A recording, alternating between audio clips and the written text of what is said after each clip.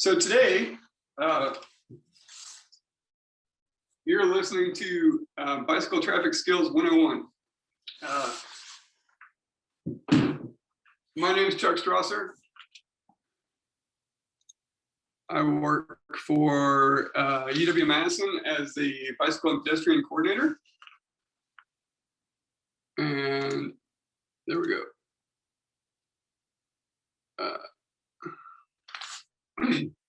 And I'm going to tell you how to ride a bike safely in traffic today.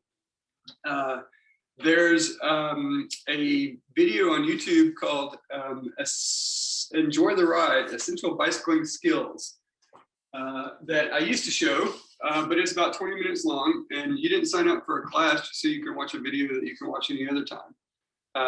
There it is right there. Make sure you use the whole phrase, otherwise you might get something that's not really appropriate for work.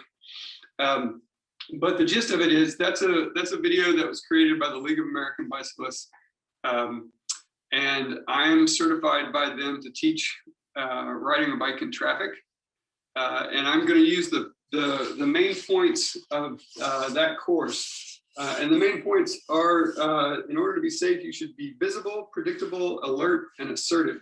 And I'm going to say those a bunch today, so hopefully you'll remember them. It also serves as sort of the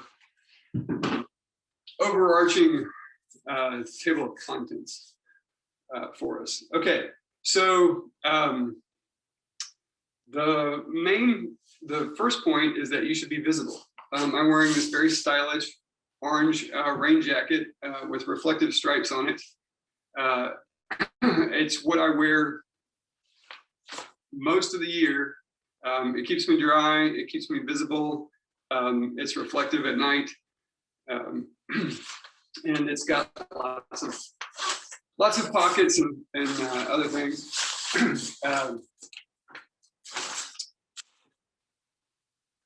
Bright clothes are always a good idea. You need lights at night, particularly. Wisconsin state law requires you to have a white front headlight that's visible from 500 feet away, and a rear red reflector or a red taillight. And there's a difference between lights that are good enough for you to see by and lights that are just good enough for you to be seen by. Most of the time, most people that are riding in urban environments will not really need a light to see by because there's enough ambient light out there for you to see where you're going. But that doesn't mean that you're visible to anyone else. So it's really important to have at least the bare minimum of lights so that other people can see you, because if they can't see you, they can't avoid you. Being visible on the street is more than just about the clothes that you wear or the lights on your bike, though. It's also about your position on the road and how you ride a bike. So that means it's important for you to ride with traffic and not against it, and to ride as far to the right on the road as is practicable. That's not my word, that's the state of Wisconsin's word. Ride as far to the right as is practical, that would be how most people would say it. Not necessarily as far to the right as it's possible, because those are different, and we'll talk about that a little bit more later. And it's also generally not a great idea to ride a bicycle on sidewalks in urban environments where the sidewalks abut buildings and there's doors opening and people coming in and out right on the sidewalk. That's what you need to do to stay visible. But as I said, being visible also is about your position on the road. And that leads us into the next point, which is being predictable. Too many motorists really aren't looking for bicyclists on the street. And they certainly aren't looking for bicyclists where they don't expect bicyclists to be. That's why I talk about not riding against traffic, but riding with traffic, and riding on the right side of the road, as far to the right as is practical rather than possible. Let me talk about that in a little bit more in depth. So let's see. Can everybody see that? Okay. So if you are approaching an intersection,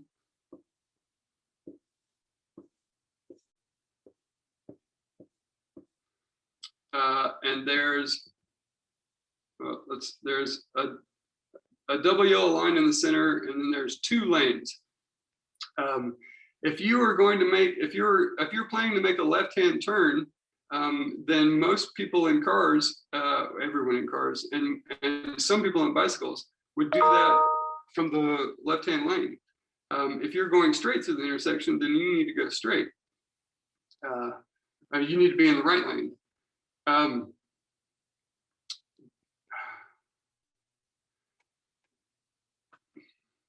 Boy, I'm really having trouble today. You're right, Chuck. Yeah, I'm not feeling it today. Okay. Let's just.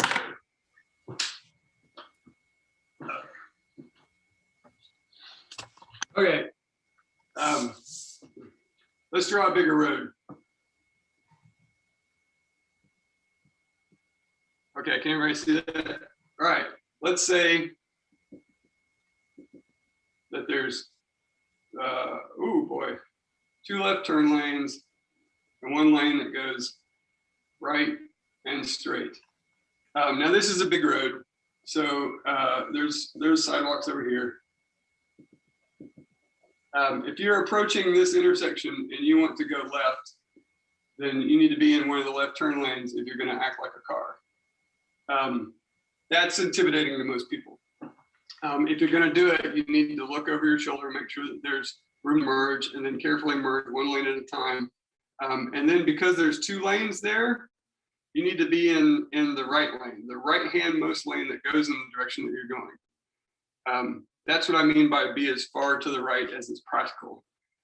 If you're going left, if you're going straight or through this intersection, then you need to be on the in the right lane, on the right side of the road.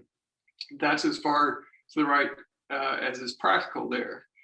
You don't necessarily need to be hugging the curb. In fact, I wouldn't recommend it because part of being visible and predictable is being where other road users expect to see you. And if you're hugging the curb, particularly in places where there's maybe a line of cars or an intermittently parked cars, you don't want to be riding in and out and hiding in between the cars, because every time you go in, but every time you get closer to the curb, and then you have to merge back into traffic, and that's a place where drivers are not going to see you very easily. But if this sort of if this intimidates you and you want to turn left, instead of merging like a car, as I told you about before, what you can do, what's perfectly acceptable, is to proceed straight through the intersection and then wait right here until the light turns green for the other direction. And then, so essentially you're crossing like a pedestrian twice. Cross the intersection there, wait for the green, and then cross this way.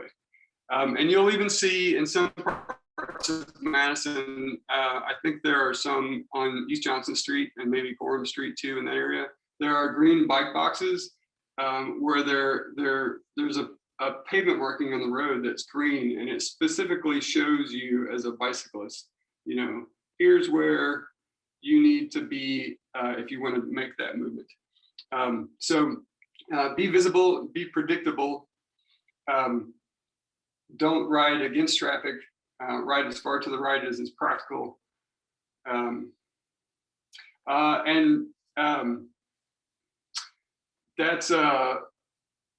That's probably as good as a segue as any into the third point, which is being alert.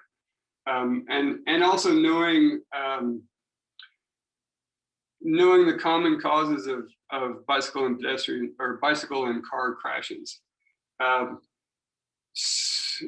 Studies of the crashes over the last several decades have told us that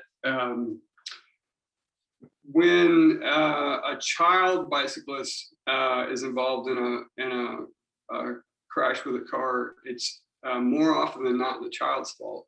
But when an adult bicyclist is involved in a crash with a car, it's more often the car driver's fault. That's not to say that it's always the car driver's fault, but it's more often than not the car driver's fault. And the most common causes of those crashes are when a driver fails to yield to an oncoming bicyclist, either because the driver is coming in the other direction and they make a left-hand turn in front of a through cyclist, or a driver on a side street or a driveway fails to yield to a cyclist on the through street by driving out of the driveway or out of the side street against a stop sign. So knowing those factors makes it easier for you to anticipate what else is going to happen. And being visible and predictable makes it easier for them to see you, and it's easier for you to anticipate what they're going to do. Well, I have a crib sheet. Let me check that. Yeah, I talked about riding the traffic. I talked about not hugging the curb. We're talking about the rightmost position in pedestrian crossings. Oh yeah, and mostly not riding on sidewalks. The exception is, if you're on a giant road that's really made for cars, that has multiple lanes and lots of fast-moving traffic, and the sidewalks are not anywhere near the buildings, then if that's the safest, if you feel like that's the safest place for you to be, then I'm not going to argue with that. I just think that what the point that I'm trying to make about not riding on sidewalks in urban areas is that if the buildings are built right up to the sidewalk and there's doors opening, onto the sidewalk, and particularly if the buildings are cutting off the sight lines, that's not a great place for you to ride, because, as I said, car drivers are often not looking for pedestrians. They're certainly not looking for a pedestrian that's going 10 miles an hour, which is a pretty common speed for a bicyclist, even a relatively slow moving one. So trying to avoid riding on the sidewalks in urban areas. All right, be visible, be predictable, be alert. Being alert, I probably should mention that you shouldn't have noise canceling headphones on or earbuds up so loud that you can't hear the ambient traffic noise. And I'm not saying that you need to be, always vigilant and never have any music, because certainly your typical car driver with the car windows up and the stereo on is not going to hear any better than you are.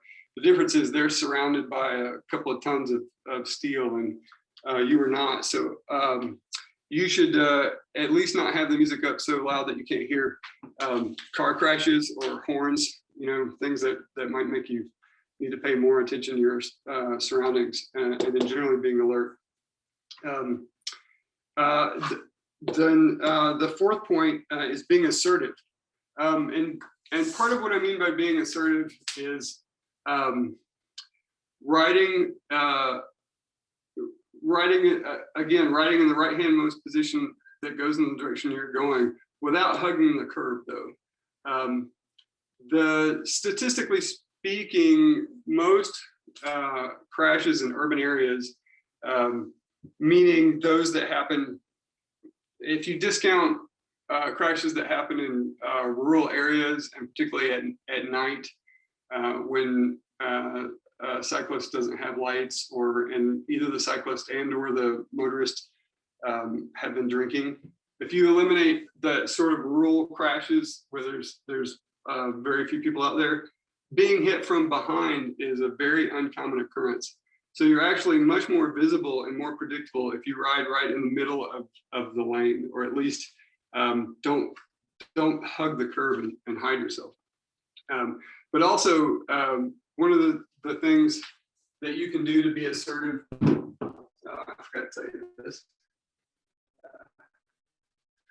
is one of the things I do when I'm approaching an intersection and I see a car that's coming towards me. or one that's coming out of a side street and it looks like maybe they're going to fail to yield to me. I tend to wear these ankle straps that this one even lights up and blinks. That helps to protect my pants, but it also, well, I also have one that's just reflective. Yeah, and you probably can't see any of this. But the point is, because I have these very visible ankle straps on my feet, as I'm approaching an intersection, I'll have my fingers on the brake levers because I want to be able to stop quickly if I need to. But even though I don't necessarily want to accelerate, I'll keep pedaling because the action of spinning my feet is a good visual cue to drivers that tells them that, you know, I have the right of way and I plan to assert my right of way through the intersection. That has made the difference, I think, in some cases between a driver that's approaching me and about to turn left or coming out from one of the side streets, deciding that they have time to go in front of me, basically that they have time to fail to yield. And when they see that I'm going to continue going through the intersection, I have actually seen sort of that thought process go through somebody's head and they hit the brakes and stay stopped, which doesn't mean that you can count on that all the time, which is again why I have my fingers on the brake levers. But that sort of sums up what I mean by being visible, predictable, alert, and assertive. But these are all very generalizations, very much broad generalizations, and a lot of times I've found it useful to ask people if there are particular intersections or connections or lack of connections that they have trouble with, and we can talk specifically about those places, maybe even using an aerial view of the site so that we can talk about exactly what I might do in that situation if you're uncomfortable getting through those places. Anybody have any places that they have? No? Maybe I'll just choose one. Let's see. I think on campus, maybe Randall and University is a little funny. Yeah, that's a good idea. That's not. I mean, I'd probably just cross as a pedestrian there, but yeah, that's a good idea. Let me pull that up.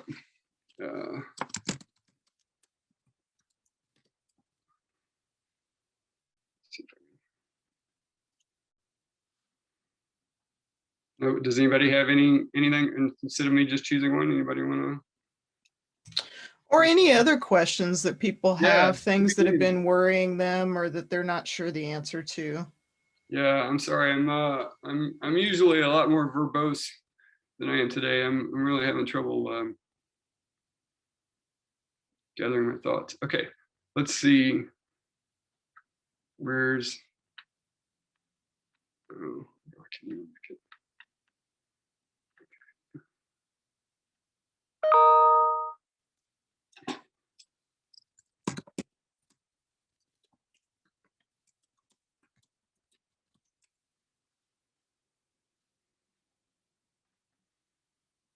No, nobody.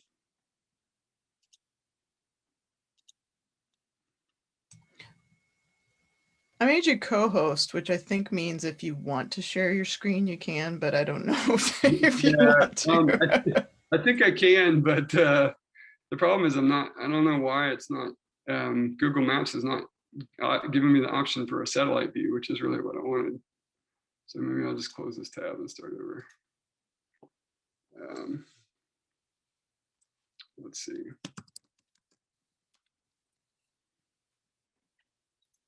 Let's see, Max says, I don't have a particular intersection in mind, but sometimes use the crosswalk when I'm nervous about a turn lane. It sounds like that's fine, but can you confirm I'm allowed to do that?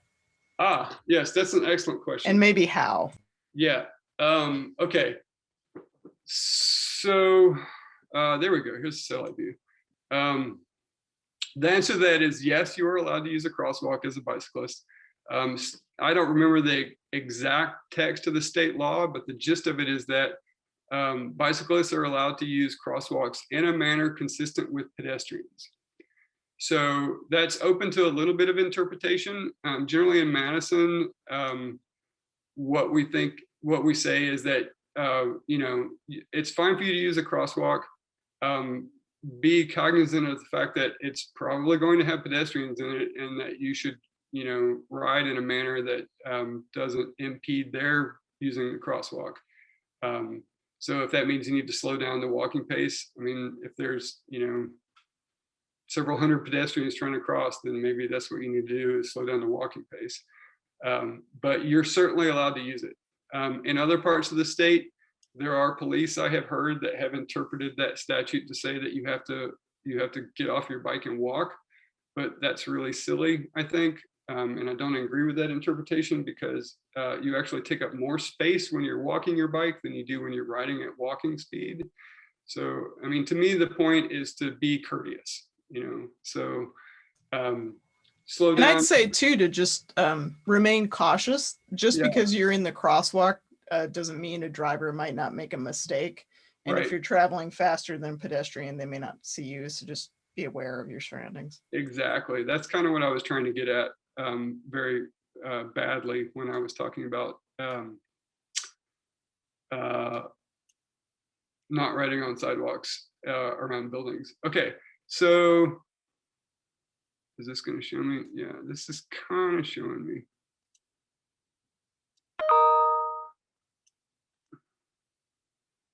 Okay, let me see if I can share my screen though.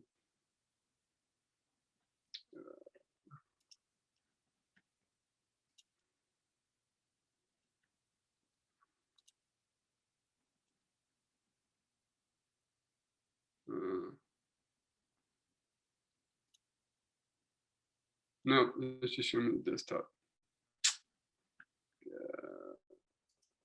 There we go. Okay, can everybody see that? Yep, you're good. Okay, so this is the satellite view of the intersection of Randall and University Avenue. So there's bike lanes on Randall. There's, of course, the protected bike lane on University Avenue and the unprotected bike lane going westbound on University Avenue. And over here is, way over here is, there's Henry Mall, and there's Babcock Drive, which has a bike lane going with traffic and a contraflow bike lane going against traffic. So that would be an exception to me saying don't ride against traffic, because whenever there's a yellow line where the city or the UW has made a counterflow bike lane, it's perfectly legal to ride against the car traffic. So essentially those are, that Babcock Drive it's really only one way for cars. It's two way for bicycles.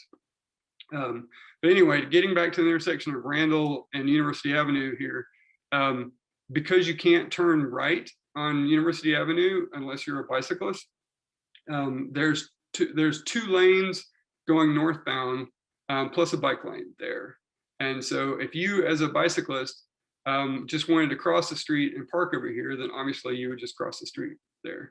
But if you wanted to turn left so that you could get over to Babcock Drive and those other bike lanes there, then you would want to position yourself. I would position myself in the right-hand left turn lane, even though there's a bike lane right there. And part of that is because you want the motorist behind you to see you. Again, they're very unlikely to hit you from behind if they see you in a situation like this. So that's what's called taking the lane. But if you're uncomfortable with that, then, you know, by all means, cross the street, cross all the way like a pedestrian, and then turn left with the green light. That's kind of a real world example of what I was talking about before. I was kind of more thinking turning left from University Avenue onto Randall is a little tricky. Yeah, especially since, okay, so if you're coming, let's see, westbound on University Avenue, and I've done this both ways, and part of it just depends on the time of the day and how much traffic there is and how fast the traffic is moving, because The street is signed at 25 miles an hour there, but we all know that there are often people that are going twice that speed, which is not safe or legal, but that's what happens sometimes. So as I'm approaching this intersection, if I wanted to go south on Randall and there was no traffic or almost no traffic and it was, relatively slow moving, I might start to make my way across all 3 lanes, 1 lane at a time, by looking over my shoulder and making sure that it's safe to merge, and then getting in the left-hand lane so that I can turn left like a car driver. But when there's a lot of traffic or the traffic's moving fast, then I have just ridden right up to the stop line there and waited for the light to turn green in this direction. Now, the thing that's really tricky about this is that if you get here and the light is still green for traffic on University Avenue, then it's not safe for you to cross here. So you're going to need to wait. And in my view, that's poor design. I think that there should be a place for bicyclists who want to make that movement to turn left to wait out of the way of traffic, because if there's somebody else coming up behind you that wants to go straight, then you don't want to be in their way. And that's why the city has actually created some green bike boxes on Johnson and Gorham that do just that. In fact, I wonder if there's... But before you leave that intersection, it's also funny intersection because there's no crosswalk on the west side of the intersection, which is specifically because of the cars turning onto University Avenue. Right. But it just, in an ideal world, if I was going to use the crosswalk to make that left-hand turn, I'd rather use the crosswalk on the west side, because that would then get me into the bike position, but there is no crosswalk there. Yeah. And so it's a hairy intersection. Yeah, and I think that's another good illustration of why I think this is actually really poor design. It's the intersection is really designed more for the benefit of moving more cars through than for the safety of pedestrians and bicyclists. There have been improvements over the years that have made it safer for bicyclists and pedestrians, but the fact that there's 2 turn lanes, 2 left-hand turn lanes for cars, and there's no crosswalk here is really all about reducing the delay for cars and making sure that cars don't back up on Randall all the way to Johnson Street. And then just in fact, this would be legally. Oh, sorry. This would legally be an unmarked crosswalk, except that the city put up a sign right there that says no pedestrians, because anytime you have sidewalks that basically intersect the street, you have a crosswalk whether it's marked or not. And so in order to make that to make it so that cars didn't have to yield to pedestrians here, there's literally a sign with a pedestrian icon in a red circle and a slash through it that says no pedestrians. And of course, there's the railings there that are meant to keep people from crossing there, but don't actually keep some people from crossing there. The last thing I was going to say about this intersection is that you could be heading eastbound in the counterflow bike lane, have a green light, and have the right of way, but you still have to watch for left turning cars off of University who are not supposed to turn in front of you, but as Chuck knows, sometimes they do. So that's a classic case of you can be completely in the right, and if a motorist makes an error, it can really be bad for you. Yeah, I was actually involved in a crash right here many years ago. I was traveling eastbound in this lane, and I had a green light, but so did this traffic over here. And I was looking at the car in the left-hand lane, and so I was visible, and I was predictable, and I was alert, and I was being reasonably assertive, and I still got hit. And it's because there was a car in this left-handmost lane that was waiting to turn left, but there was a truck in the middle lane that cut the car off and turned south onto Randall. And I had to brake really, really hard in order to miss that truck. And then what happened is the car followed the truck after the truck cut them off. And so I missed the truck, and then I sort of breathed a sigh of relief and let go of my brakes, and the car ran into me.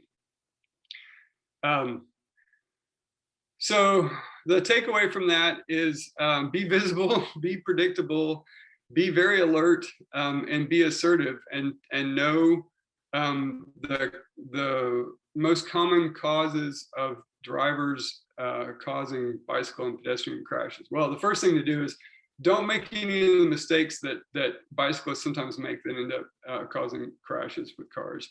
And the second thing is be aware of what car drivers are likely to do. And one of the most common causes of crashes is a car driver turning left in front of you if you're going straight, or pulling out of a side street. This wouldn't be a very good example of that second cause, because this is all traffic light controlled. But say this was stop signs instead of a red light, but the stop sign was only for Randall and you were coming this way. You want to make sure that you know, or you're pretty confident that the car that's coming northbound is actually going to stop for the stop sign and let you go. And part of that is sort of the eye contact that you have and the communication between road users.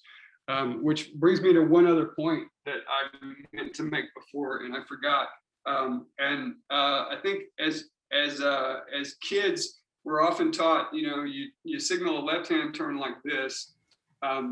Hey Chuck, you're still sharing your screen, so you're not very big if you're wanting to illustrate something. I think I'm. Well, let me just tell you this.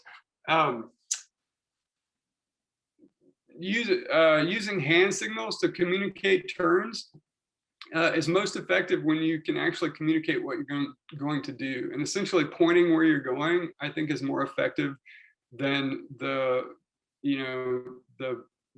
holding your arm up at to signal a right hand turn is kind of silly. That comes from the age when cars didn't have turn signals, and so the driver was expected to signal a turn with their arms, and you can't reach through all the way through the car and out the passenger side window. So point to the left if you're going to the left, and point to the right if you're going to the right. And know that the state law says that you should signal, but if you need both hands on the handlebars in order to control the bike in the turn, you're not required to signal all the way through the turn. So make your intentions clear. That's part of being visible and predictable and assertive, and then do what you need to do on the street to stay safe. Let's see, does anybody else have an intersection they want to ask about, or any other question? Oh, there's a really blurry picture. See that little green triangle right there? That's specifically there so that bicyclists that come down Charter Street can get to the left of cars if they want to make a left-hand turn onto the protected bike lane. Before we painted that, we had car drivers that would complain that bicyclists would come down the right side of the road, and I know it's probably faded in this photograph, but there is a bike lane on Charter Street there. That they would come down the right side of the road, and then it was once described to me as the bicyclists would sleaze their way over to the left-hand side of that part of the street. And I had to explain to a whole group of people at a safety meeting that that's exactly what the bicyclists that wanted to turn left should do. And so we made it clear to everyone by painting a little green box there, telling bicyclists that that's where they should be, and telling motorists to expect bicyclists to be there. But I was going to see if there was an even better example over. I should just go. What about questions? Anybody have any questions that I haven't answered yet? I like questions because you're looking for a bike box. I think there's one on Dayton. Not sure though. I was looking specifically for one I saw. Let's see. Let me go a little bit. Patterson. There's Livingston.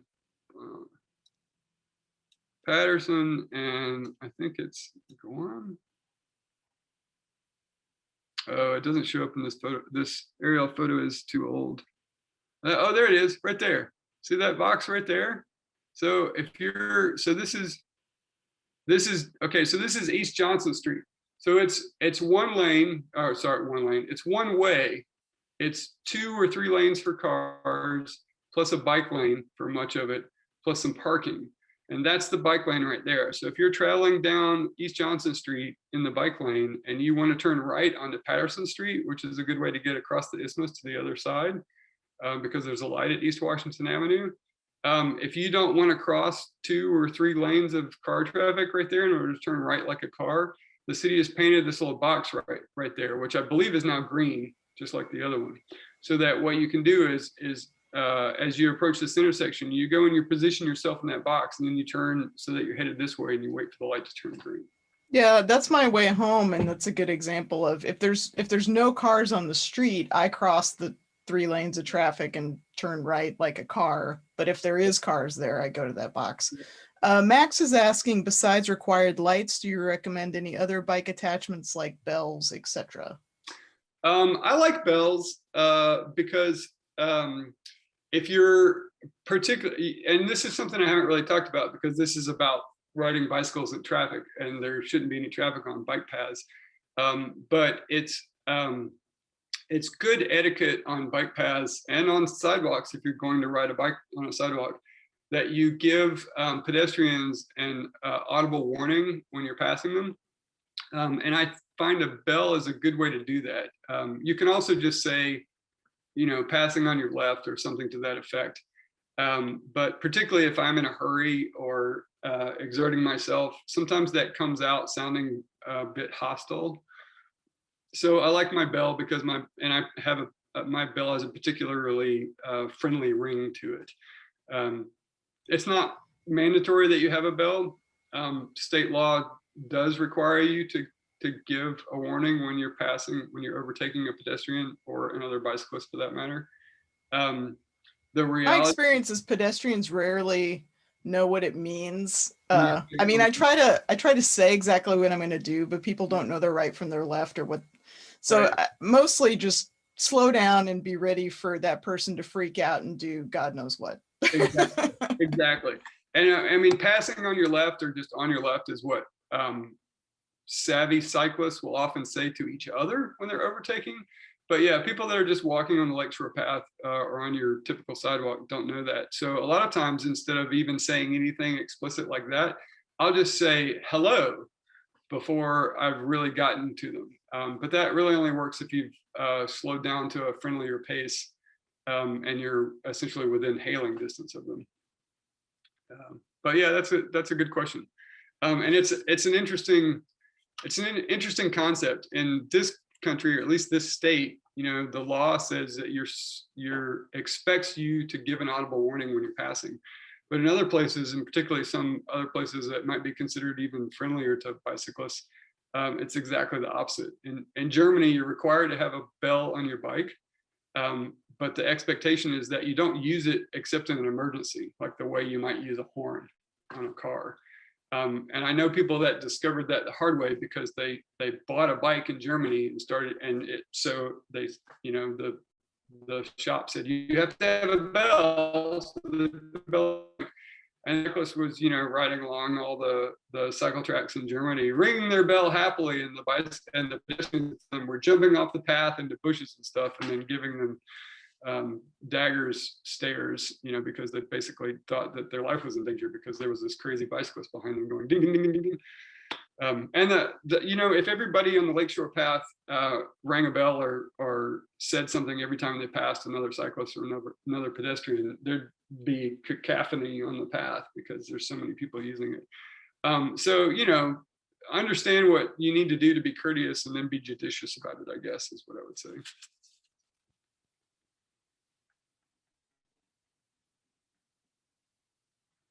Any other questions?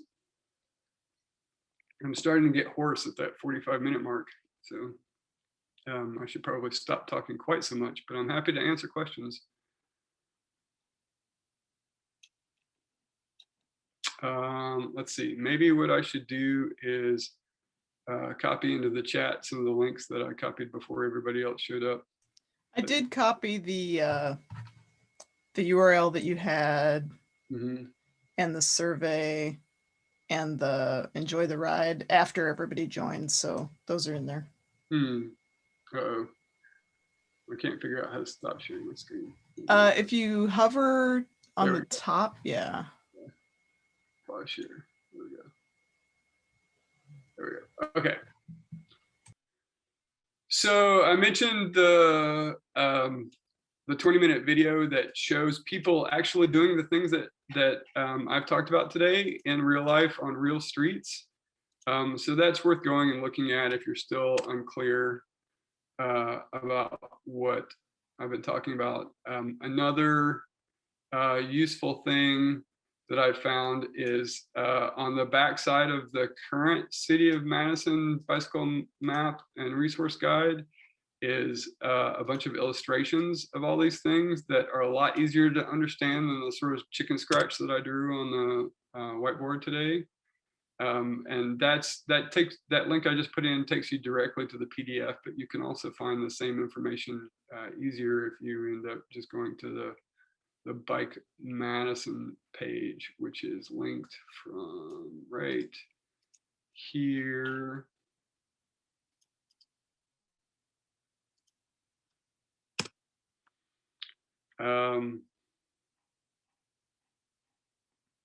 Well, I wasn't very articulate today, but I think I covered all the points that I wanted to cover. Nobody else has any questions? So we have the time until 1:30, but we don't have to go to 1:30. I think Chuck would entertain questions, and if people don't have questions, we might wrap up early. Is that what you're thinking, Chuck? Yeah. Anybody? No. You can find my telephone number and my email address on the same pages that we've already linked to here. So if you think of a question later, feel free to call or email me, and I'll be happy to answer it to the best of my ability. Maybe that'll even be better than today. You did a fine job, Chuck. Mm-hmm. I understood it all. Yeah, well, you're not really the audience, Star.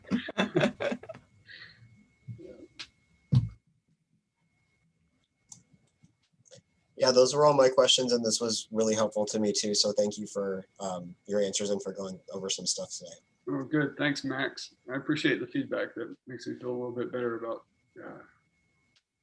how rough I was today. Nicholas says, thank you. That was helpful. Yep, great.